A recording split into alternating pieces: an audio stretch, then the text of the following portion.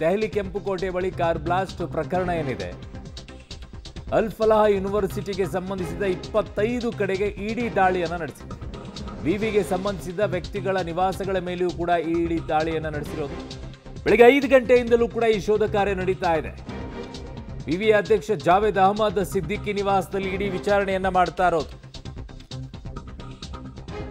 ಅಲ್ ಫಲಾಹ್ ವಿಶ್ವವಿದ್ಯಾಲಯ ಇದೆಯಲ್ಲ, ಇದು ಸ್ಥಾಪನೆ ಹೇಗಾಯಿತು, ಯಾರು ಮಾಡಿದ್ರು, ಇದಕ್ಕೆ ದುಡ್ಡು ಎಲ್ಲಿಂದ ಬರ್ತಾ ಇತ್ತು, ವಿದ್ಯಾರ್ಥಿಗಳಿಗೆ ಏನೆಲ್ಲ ಇಲ್ಲಿ ಬೋಧನೆಯನ್ನು ಮಾಡಲಾಗ್ತಾ ಇತ್ತು, ಆ ಯೂನಿವರ್ಸಿಟಿಯಲ್ಲಿ ಎಲ್ಲ ಕಡೆಯೂ ಕೂಡ ಒಂದಿಷ್ಟು ತನಿಖೆಯನ್ನು ಮಾಡಬೇಕು.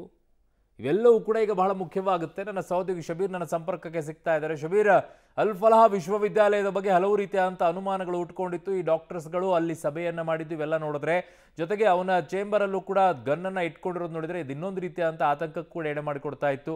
ಈಗ ಯಾವ ರೀತಿಯಾದಂಥ ತನಿಖೆಯನ್ನು ಯೂನಿವರ್ಸಿಟಿ ಬಗ್ಗೆ ಆರಂಭಗೊಳಿಸಿದೆ ಇವಾಗ? ನೋಡಿ, ಅಲ್ ಫಲಾಹ್ ಯೂನಿವರ್ಸಿಟಿ ಈ ಇಡೀ ಪ್ರಕರಣದ ಕೇಂದ್ರ ಬಿಂದು ಆಗಿರುವಂಥದ್ದು. ಆರೋಪಿಗಳೇನಿದ್ದಾರೆ ಮತ್ತೆ ಏನು ಈಗ ಸಾವನ್ನಪ್ಪಿರುವಂಥ ಆತ್ಮಹತ್ಯೆ ದಾಳಿಕೋರ ಉಮರ್ ಏನಿದ್ದಾನೆ, ಈತ ಸಾಕಷ್ಟು ಸಭೆಗಳನ್ನು ಕೂಡ ಇಲ್ಲಿ ನಡೆಸಿದ್ದ. ಸೊ ಹೀಗಾಗಿ ಈ ಯೂನಿವರ್ಸಿಟಿಯ ಸುತ್ತಮುತ್ತಲೂ ಕೂಡ ಸಾಕಷ್ಟು ಷಡ್ಯಂತ್ರಗಳು ನಡೆದಿರುವಂಥ ಸಾಧ್ಯತೆಗಳಿದ್ದಾವೆ. ಮತ್ತೆ ಮುಖ್ಯವಾಗಿ ಈ ಭಯೋತ್ಪಾದಕರಿಗೆ ಹಣಕಾಸಿನ ನೆರವು ಕೂಡ ಕಾಲೇಜಿನ ಕಡೆಯಿಂದ ಹೋಗಿದೆಯಾ ಅನ್ನುವಂಥ ಅನುಮಾನಗಳು ಕೂಡ ಇದ್ದಾವೆ.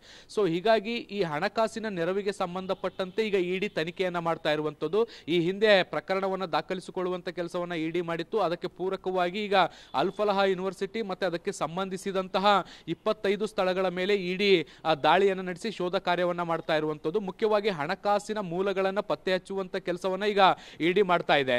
ಈ ಒಂದು ಭಯೋತ್ಪಾದಕರಿಗೆ ಹಣ ಎಲ್ಲಿಂದ ಬರ್ತಾ ಇತ್ತು, ಮತ್ತೆ ಇವರು ಸಭೆಗಳನ್ನ ಇಲ್ಲೇ ನಡೆಸಲಿಕ್ಕೆ ಕಾರಣ ಏನು, ಮತ್ತೆ ಕೇವಲ ಹೊರಗಡೆಯಿಂದ ಏನಾದರೂ ಹಣ ಬರ್ತಾ ಇತ್ತಾ, ಯೂನಿವರ್ಸಿಟಿ ಕಡೆಯಿಂದ ಏನಾದರೂ ಹಣದ ನೆರವು ಸಿಗ್ತಾ ಇತ್ತಾ, ಅಥವಾ ಈ ಒಂದು ಕಾಲೇಜಿನ ಮೂಲಕ ಏನು ವಿದೇಶಿ ಫಂಡಿಂಗ್ ಏನಾದರೂ ಆಗ್ತಾ ಇತ್ತಾ, ವಿದೇಶಿ ಹಣಕಾಸು ನೆರವುಗಳನ್ನು ಪಡೆದುಕೊಂಡು ಭಾರತದಲ್ಲಿ ಭಯೋತ್ಪಾದನೆಯನ್ನ ಮಾಡಲಿಕ್ಕೆ ಈ ಡಾಕ್ಟರ್ಗಳನ್ನ ಬಳಸಿಕೊಳ್ಳಲಾಗ್ತಾ ಇತ್ತಾ, ಹೀಗೆ ಹತ್ತಾರು ಆಯಾಮದಲ್ಲಿ ಇಡಿ ತನಿಖೆಯನ್ನ ಮಾಡ್ತಾ ಇದೆ. ಮುಖ್ಯವಾಗಿ ಈಗ ಯೂನಿವರ್ಸಿಟಿಯ ಅಧ್ಯಕ್ಷನನ್ನ ಕೂಡ ಬಂಧಿಸಿರುವಂತದ್ದು, ಆತನನ್ನ ಕೂಡ ವಿಚಾರಣೆಗೆ ಒಳಪಡಿಸುವಂತಹ ಪ್ರಯತ್ನವನ್ನ ಕೂಡ ಮಾಡ್ತಾ ಇರುವಂತದ್ದು. ಮುಖ್ಯವಾಗಿ ಇಲ್ಲಿ ಹಣಕಾಸಿನ ಮೂಲಗಳಿಗೆ ಸಂಬಂಧಪಟ್ಟಂತೆ ಈಗ ತನಿಖಾಧಿಕಾರಿಗಳು ವಿಚಾರಣೆಗೆ ಒಳಪಡಿಸ್ತಾ ಇರುವಂತದ್ದು.